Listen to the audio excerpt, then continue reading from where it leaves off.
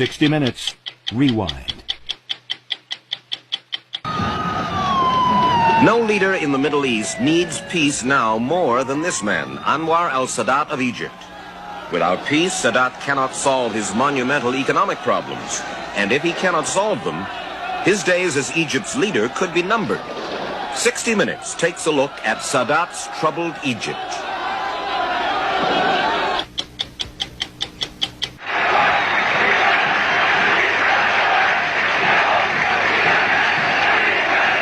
Anwar al-Sadat came to power suddenly 7 years ago. He was Gamal Abdel Nasser's vice president, a non-entity in the shadow of the leader of the Arab world.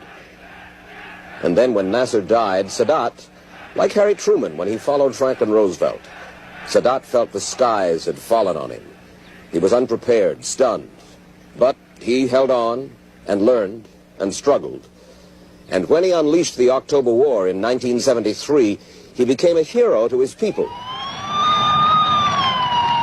The Egyptians saw the October War as, at the least, a moral victory.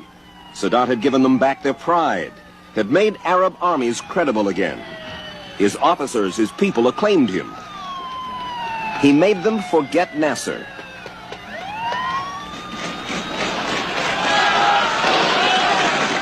Sadat is a hero no longer because the Egyptian economy is a shambles. These food price riots in Cairo last January were aimed at the president. 80 were killed, 800 injured, more than 1,000 sent to prison. But Sadat still likes to insist his popularity remains intact. I'm proud because I have the full support of the man of street in Egypt here. I'm proud of this. Whenever I feel I don't have it, I shall not stay in my chair here at all. I'm not a politician. At all, I'm not a politician. You know what they say about you? They say, you are a politician, but you're no economist. You're a first-rate foreign minister, but a bad chancellor of the exchequer. Well, I'm not supposed to know about economics like the experts know. People who are in business here in Cairo talk about failing telephones, not enough transportation, not enough housing, not enough electric power. Yes, I have great difficulties in services, as you see, telephone systems, water system, communication, drainage. I have lots of problems. What I'm telling you is this. We are really suffering from a very acute economic problem. This is a fact. At the root of it is overpopulation. Almost 40 million people now, an increase of 10 million in the last 10 years. And a quarter of them all live in Greater Cairo. Huge numbers of Fellaheen have left their villages to come here. In some parts of this run-down, desperately overcrowded capital, 100,000 persons per square mile. The chaos in these streets speaks vividly to the economic chaos in the country.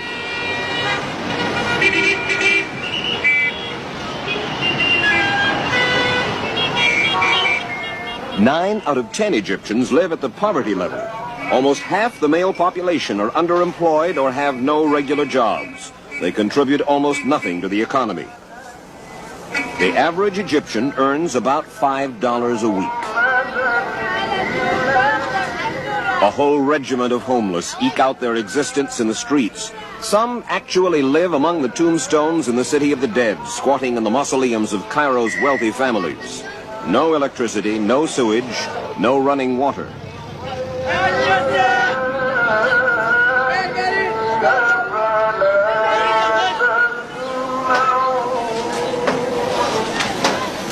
The Cairene staple diet is bread. These loaves cost 1 US penny each. To keep the price that low, the government pays about 4/5 of the cost of the flour, much of which comes as food for peace in the US aid program. Many Egyptians get most of their calories from these loaves. They'll add some cooked broad beans, a few vegetables, some sweetened tea, also subsidized by the government. It was when that subsidy was about to be reduced, thus increasing food prices by 1/3, that those January riots erupted.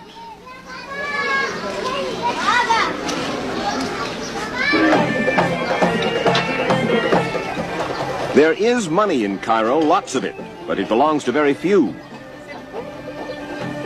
The hotels are jammed with them. Arab businessmen on vacation from the Persian Gulf, salesmen from West Germany, brokers from Beirut, tourists. Hotel terraces glitter with conspicuous consumption that the average Egyptian will not share in his lifetime. Egypt needs hard currency, foreign exchange, desperately.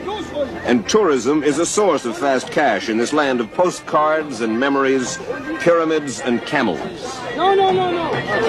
How do you focus? Two together, come on. Come on, yeah. The hotel business is one that's booming. There are not enough rooms to go round, even for the Western businessmen, not to mention tourists.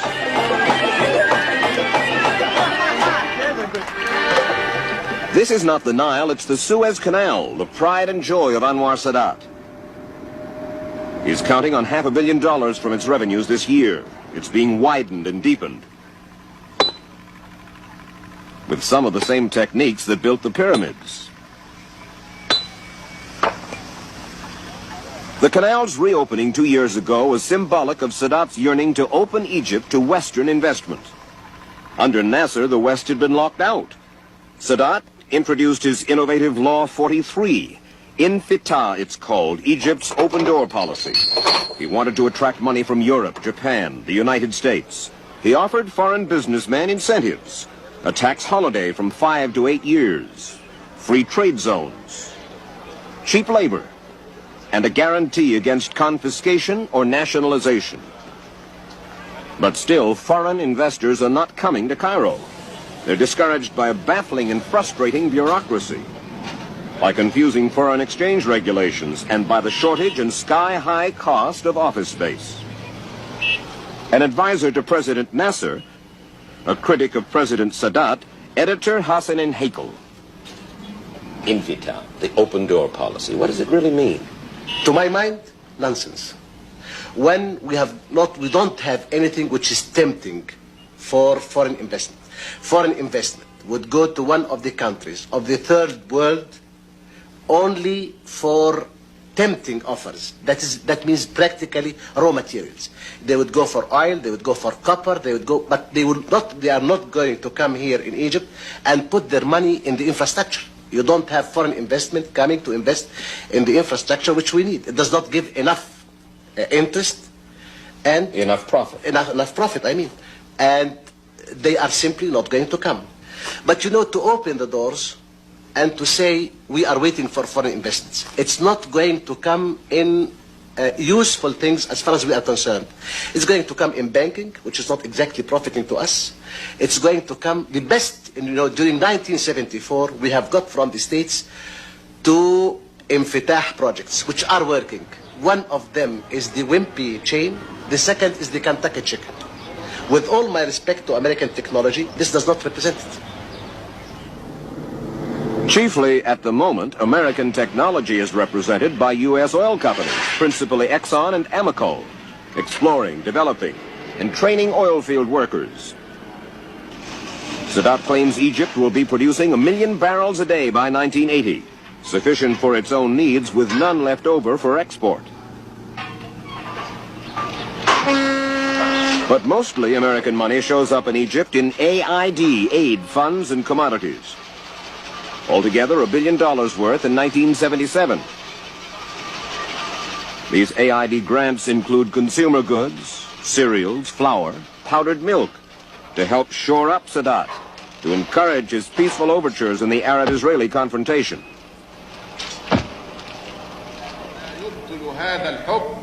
But what Sadat needs most is jobs for his people, and among those calling loudest for them are the university students. Egypt has more educated people than any other underdeveloped country in the world. Today, 400,000 students are enrolled in 10 universities. And by law, the government has to guarantee every college graduate a job. Adel Sadek studies economics. Is there enough work for all these college graduates? No, there isn't, because what happens is that you employ people whether you really need them or you don't, but they are employed for the sake of employment. So what do they do?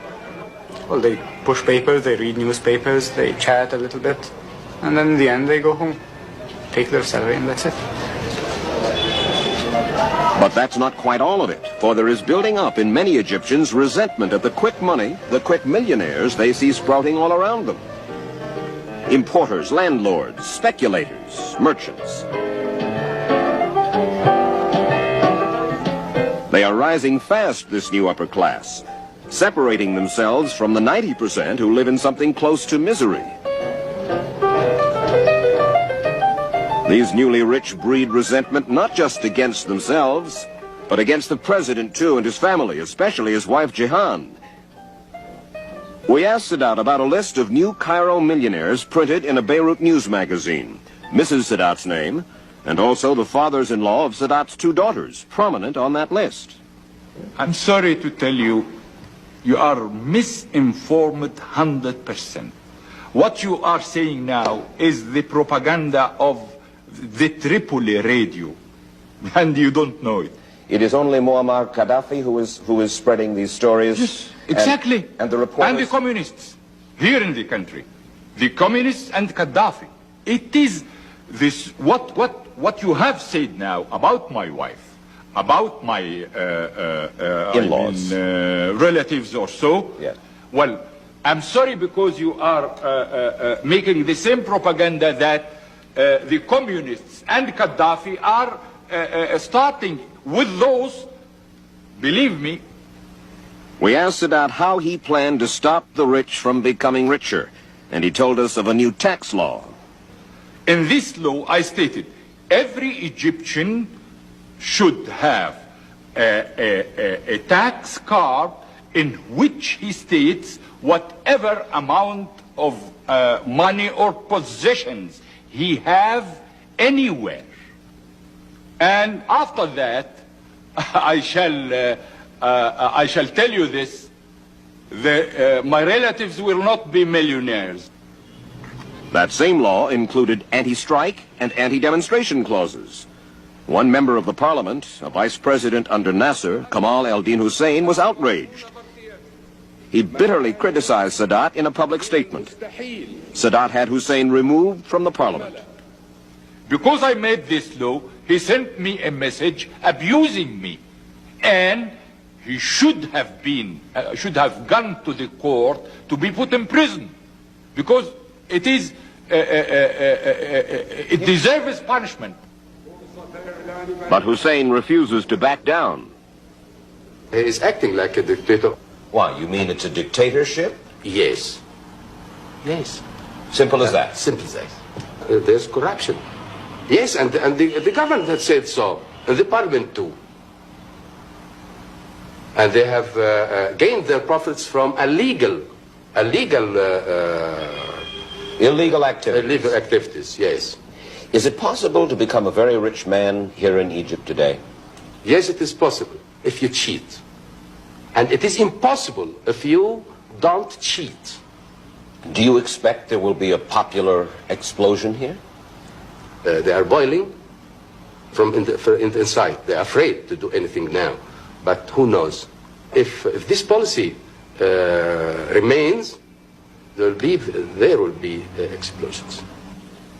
It is to forestall an explosion from inside his country or from outside that Sadat labors so mightily these days for peace. He understands the impatience of his fellow Egyptians, their envy of the oil wealth of their Arab brothers. He knows his countrymen look to him to bring them better times.